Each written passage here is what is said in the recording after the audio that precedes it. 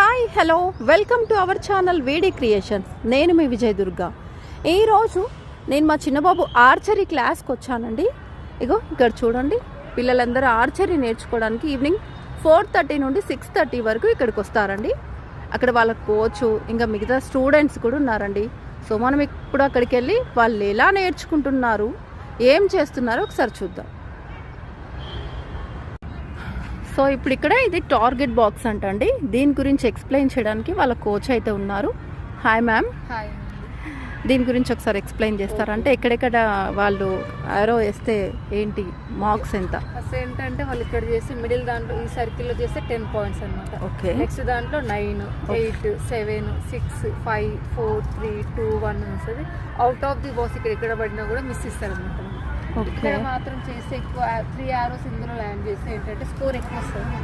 వాళ్ళు ఇక్కడ మిగతా దాంట్లో చేస్తున్నప్పుడు స్కోర్ డౌన్ అవుతూ ఉంటుంది అనమాట.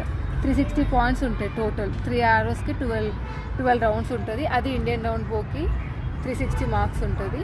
దాంట్లో మనం 12 రౌండ్స్లో ఫస్ట్ రౌండ్కి 3 arrows షూట్ చేస్తాం మనం.